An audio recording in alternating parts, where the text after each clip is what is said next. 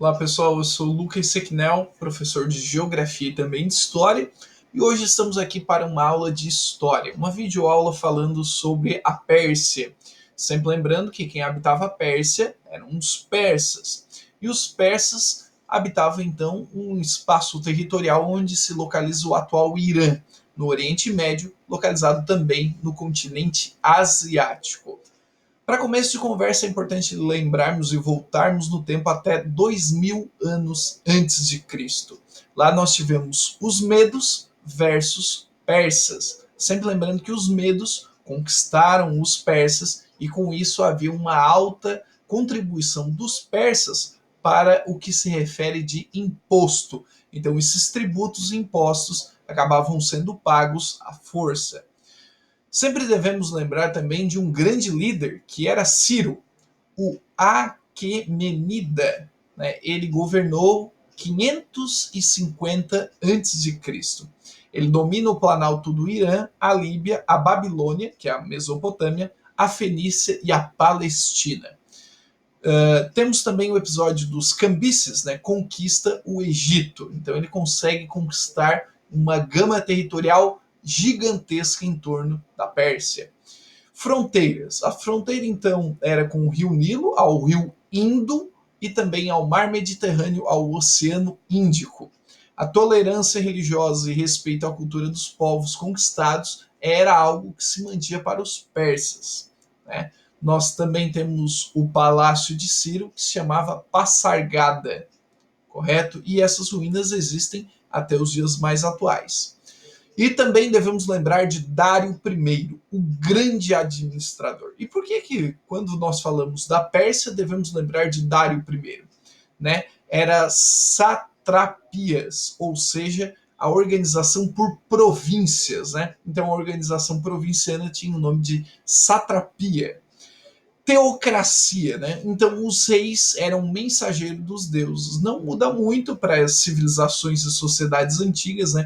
Que sempre eram teocráticas.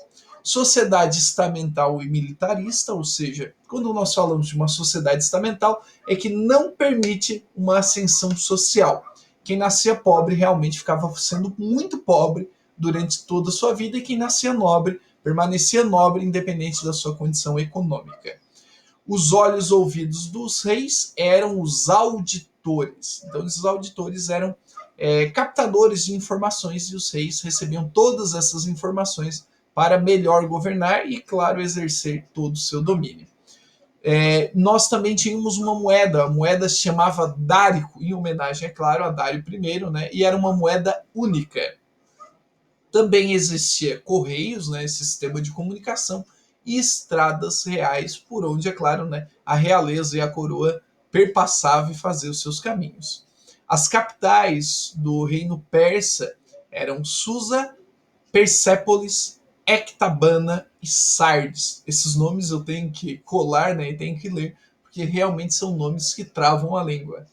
Nós também tivemos episódios das guerras médicas, né, que foi o início da decadência dos persas. Né? Lembrando também que Dário, junto com os soldados persas, acabou dominando líderes da sociedade, né, da comunidade rival. A realeza Aquemenida era divinamente respaldada por Ahura Mazda, que abençoa a vitória do rei. Então nós temos esses episódios que tornam Dário I simplesmente o grande líder e o grande administrador da Pérsia.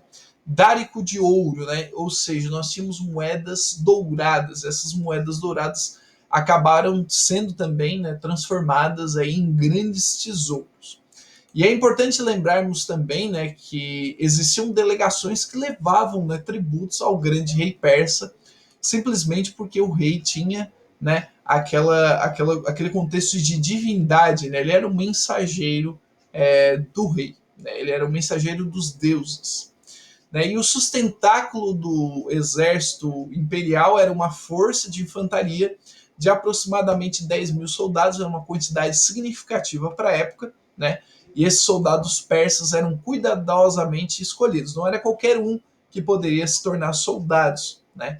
Eles eram chamados de mortais e ele defende, né? Eles acabavam defendendo o império até o seu último dia. Então, não existia uma espécie de aposentadoria.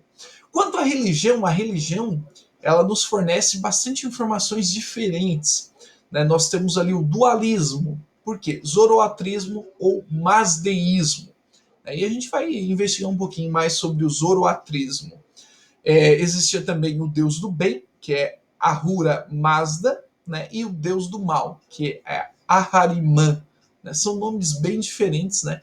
E sempre possuem um H, tem um som de R, realmente, pelas pesquisas que eu fiz. O criador seria Zaratrusta, né? Que foi inspiração, inclusive, para Nietzsche, né? Assim dizia Zaratrusta. E também Zoroastro, né? Ou Zoroastro, na verdade, Zaratrusta ou Zoroastro. O livro sagrado se chama Zend Avesta, né? E a disputa pelo universo entre esse deus do bem e o deus do mal.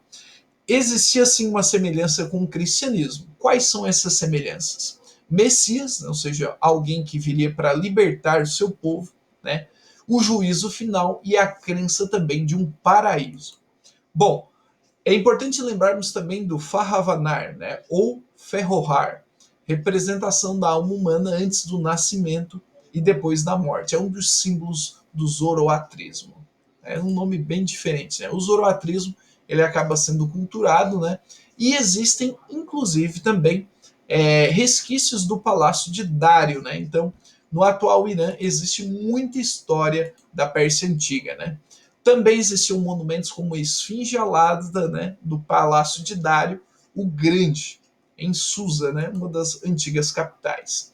Existem também relevos, né, que são considerados imponentes nas escadarias de Persépolis. E terminamos aqui a história bastante resumida da Pérsia, falando, né, principalmente dos seus dois grandes líderes e principalmente de Dário, que conseguiu administrar, podemos dizer, com mão de ferro, né, e manteve, então, através dos tempos, né, muito progresso e muita esperança no povo persa ao conquistar muitos territórios ao seu redor. Certo, pessoal? Muito obrigado pela atenção e até uma próxima videoaula.